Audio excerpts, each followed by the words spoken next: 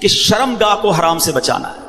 یہ جو انسان بدکاری اور بے حیائی کی طرف جاتا ہے نا، یہ فوراً نہیں چلا جاتا. بڑی پیاری بات علماء کہتے ہیں، پہلے آنکھ بہکتی ہے، پھر دل بہکتا ہے، پھر انسان بدکاری کی طرف جاتا ہے، پھر وہ گناہ کا بڑا کام کرتا ہے.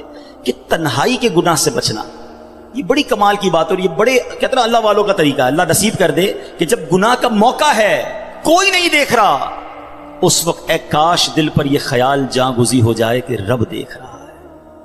ایک بار حضرت ابراہیم بن ادم رحمۃ اللہ تعالی کی بارگاہ میں ایک شخص آیا، آ کر کہتا ہے حضور میں گناہ سے نہیں بچ پاتا. پلیز ذرا غور سے سنیے گا، بہت خوبصورت کیور اور پریکاشن ہے گناہوں سے بچنے کے حوالے سے اس واقعے میں. کہتا ہے حضور میں بچنا چاہتا ہوں، گناہ ہو ہی جاتا ہے. ہو سکتا ہے میرے بھائی یا نوجوان بھی ایسے ہوں کہ جو چاہتے ہیں گناہ نہ کریں مگر گناہ ہو جاتا ہے. حضرت ابراہیم بن ادم نے کہا اچھا ایسا کرو، گناہ کرنا چاہتے ہو؟ کہتا ہاں بچ نہیں پاتا، مجھے کرنا پڑتا ہے گناہ. کہا ٹھیک ہے، اب جب بھی تمہارا گناہ کرنے کا جی چاہے نا تو اللہ کا رزق کھانا چھوڑ دینا. کہتا حضور یہ کیسے پاسبل ہے؟ دنیا میں جو کچھ ہے وہ اللہ نے عطا کیا، اس کے بغیر تو جی نہیں سکوں گا. کہا اچھا اب گناہ کرنے کا جی چاہے تو ٹھیک ہے گناہ کر لینا، مگر ایسی جگہ جا کے کرنا جہاں اللہ نہ دیکھ رہا ہو. تو کہتا حضور east west north south every where جدھر بھی جاؤں گا اللہ تو دیکھ رہا ہے نا، وہ اللہ کی کائنات ہے. اچھا ایسا کرو، گناہ کرنا ہے نا کرو، مگر اللہ کی زمین سے اللہ کی کائنات سے نکل کر لو. تو کہتا ہے میں اس کی ملک اور اس کی ملکیت والی جگہ سے بھی باہر نہیں جا سکتا. اچھا گناہ کرنے کا جی چاہے ٹھیک ہے، کرنا چاہے تو کر لینا، مگر جب ملک الموت تمہاری روح قبض کرنے آئے نا تو ان کو منع کر دینا کہ نہیں میری روح قبض نہ کریں، میں نے ابھی توبہ کرنی ہے. تو کہا حضرت nobody have power to deny. کون ہے جو ملک الموت کو منع کر سکے گا کہ میری روح قبض نہ کرو؟ جو وقت ہے وہ تو آ کر رہے گا. فرمایا اچھا پھر ایسا کرو گناہ جتنے کرنے کر لو، مگر قیامت کے دن جب فرشتے تمہیں جہنم کی طرف لے جانے لگے نا تو ان کو منع کر دینا کہ نہیں میں نہیں جاتا. کہا حضرت یہ کس کے پاس پاور ہے؟ وہ تو گھسیٹتے ہوئے جہنم میں لے جائیں گے، وہاں تو جو حکم ہو گیا اس پر عمل ہوگا. اب حضرت ابراہیم بن ادم نے پہلے کہتے ہیں نا مقدمہ، ایک آپ کہتے ہیں نا پہلے جزیات جمع کیے، باقاعدہ اس کا مائنڈ سیٹ بنایا، اب اسے خوبصورت سمری بیان کی. فرماتے بیٹا ایک بات سنو، تم اللہ کا رزق کھانا چھوڑ نہیں سکتے، اللہ کے ملک سے باہر جا نہیں سکتے، مرنے سے پہلے ملک الموت آئے تو ان کو منع نہیں کر سکتے، جہنم کے فرشتے تمہیں عذاب کے لیے لے جائیں تو ان کو بھی روک نہیں سکتے. جب یہ سارے کام نہیں کر سکتے تو پھر ایک کام کر لو، گناہ کرنا ہی چھوڑ دو. پھر وہ بندہ زاروں کتار رونے لگا اور کہتا حضرت میں وعدہ کرتا ہوں آج کے بعد گناہ نہیں کروں گا. اے میرے بھائیوں میرے نوجوانوں، میں بہت اچھی طرح جانتا ہوں، میں آپ کی لائف گزار چکا ہوں، میں بھی اسٹوڈنٹ رہا ہوں. یہ لائف بڑی ڈیفیکلٹ ہے، شیطان اس میں بڑا حملہ کرتا ہے، نفس بڑا حملہ کرتا ہے، گناہوں کی طرف بہت کھینچتا ہے. مگر یہ ولیوں کا شیوا ہے کہ وہ جوانی میں عبادت کرے. اللہ کو بڑا پسند ہے وہ نوجوان. اللہ فرشتوں پر فخر فرماتا ہے کہ دیکھو میرا بندہ جوان ہے اور میری عبادت کر رہا ہے. مگر آج جوان کہتا ہے جوانی تو دیوانی ہے، مزے کرنے کے دن ہیں. مولوی صاحب بوڑھا ہونے کے بعد میں اللہ اللہ ہی کروں گا، 40-50 سال کے بعد میں مسجد میں بھی چلا جاؤں گا، میں داڑھی بھی رکھ لوں گا، ابھی تو انجوائے کرنے دو. چلو آج آپ اور میں ایک ڈسکس کر لیتے ہیں. if you want to enjoy in this life، آپ چاہتے ہیں کہ ابھی مزے کرنے دیں، بعد میں نے توبہ کر لینی ہے، تو ایک چھوٹی سی ڈیبیٹ آپس میں کر لیتے ہیں. چلیں جناب، آپ میں سے کون ہے اتنے بڑے ہال میں جس کے پاس یہ گارنٹی ہے کہ وہ 50 سال کا ہونے تک زندہ رہے گا؟ anybody have guarantee? nobody has guarantee. 50 سال زندگی مجھے ملے گی، کوئی ہے؟ نہیں ہے. چلیں ایسا کوئی بھائی بیٹھا ہو جو بتائے جو 1 سال میں زندہ رہوں گا؟ nobody has guarantee for live for 1 year. چلو 1 ہفتہ زندہ رہنے کی گارنٹی ہے، کل صبح تک زندہ رہنے کی گارنٹی ہے. سمجھدار لوگ ہیں، میری بات آپ فالو کر رہے ہیں. اٹ مینز آگاہ اپنی موت سے کوئی بشر نہیں، سامان 100 برس کا ہے، پل کی خبر نہیں. آپ کہتے ہیں میں بوڑھا ہو کے توبہ کر لوں گا. ارے آج دنیا سے میں جا سکتا ہوں اور آج چلا گیا تو اللہ کو کیا جواب دوں گا؟ حرام کرتے ہوئے، شراب پیتے ہوئے، بدکاریاں کرتے ہوئے، گرل فرینڈ اور بوائے فرینڈ بنا کر حرام باتیں کرتے ہوئے کدھر جاؤ گے؟ قبر میں کیا جواب دو گے؟ دیکھیں یہ دنیا تھوڑی ہے، میں نے آپ کو جنت کا ریوارڈ بتایا ہے، وہاں نہ ختم ہونے والی نعمتیں ہیں. دنیا کی ایکسپائری ڈیٹ ہے، we have to go from this world. ہم سب نے دنیا سے جانا ہے، مگر جنت میں جو چلا گیا اسے موت نہیں آنی ہے.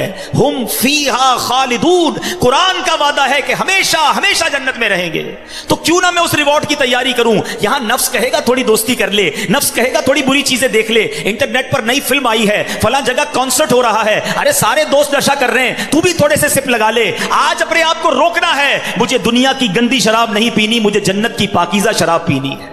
مجھے دنیا کی بے حیائی نہیں کرنی، گندی عورتوں اور لڑکیوں کی طرف نہیں جانا ہے. میری بہنیں اگر سن رہی ہیں وہ نیت کریں کہ ہم پردہ کریں گے، ہم بوائے فرینڈ کی طرف نہیں جائیں گے. انشاءاللہ ہم جنت کی نعمتیں حاصل کریں گے، جنت کا گھر حاصل کریں گے. یہ تھوڑی سی زندگی صبر سے گزار لو، تھوڑی سی زندگی توبہ کر لو. آج تھوڑی دیر ہال فل ہو گیا ہے، مجھے بھی پسینہ آ رہا ہے، آپ کو بھی گرمی لگ رہی ہوگی، مگر مجھے بتائیے قیامت کے دن گرمی کیسی ہوگی؟ جب 50,000 سال کا دن ہوگا، سورج 1.25 میل پر ہوگا، زمین تانبے کی ہوگی، دیر از نو شیڈو، اللہ کے عرش کے سوا پوری قیامت کے دن کوئی سایہ نہ ہوگا. سبحان اللہ. نبی پاک فرماتے ہیں جس دن اللہ کے عرش کے سوا کوئی سایہ نہ ہوگا، چند خوش نصیب ایسے ہوں گے جنہیں اللہ کے عرش کا سایہ نصیب کیا جائے گا. ان 7 قسم کے لوگوں میں ایک قسم وہ ہے کہ وہ نوجوان جس کی جوانی عبادت میں گزری، قیامت کے دن اللہ کے عرش کا سایہ نصیب ہوگا. پلیز اپنی جوانی کو بچا لو. ایک بزرگ تھے، 100 سال عمر ہو گئی، ان کی آنکھیں بھی صحیح، ان کے دانت بھی صحیح، ان کی سماعت بھی صحیح، ایوری تھنگ پرفیکٹ، جوان. لوگوں نے کہا حضور 100 سال میں تو بندہ بستر سے لگ جاتا ہے، your every part of the body is perfect, یہ کیسے پاسبل ہے؟ کمال کا جواب دیا. کہتے ہیں میں نے جوانی میں اپنے in part of the body کو اللہ کی نافرمانی میں صرف نہیں کیا، بڑھاپے میں اللہ تعالیٰ نے میرے نازا کو سلامت کر رکھا ہے. آپ اچھا بڑھاپا گزارنا چاہتے ہیں نا تو پاکیزہ جوانی گزاریے، خدا را اپنے آپ کو بچائیے. اپنی شرمگاہ کی حفاظت کیسے ہوگی؟ جب آپ حرام دیکھنا بند کریں گے. سرما لگاتے ہوں گے آپ، ٹھیک ہے، سرما لگاتے وقت ہاتھ کانپتا ہے کہ یار تھوڑا سا احتیاط سے لگانا ہے کہیں آنکھ میں سلائی نہ لگ جائے. اتنی نازک ہے میری اور آپ کی آنکھیں. موٹر سائیکل پر تو جاتے ہیں، کبھی کبھی کچرا آنکھ میں آ جائے، لال ہو جاتی، سرخ ہو جاتی آنکھ. ٹرائی ٹو انڈرسٹینڈ، اتنی نازک آنکھیں ہیں اور ان آنکھوں کو جو حرام سے فل کر رہا ہے، روزانہ انٹرنیٹ پر نہ جانے کیا کیا دیکھ رہا ہے.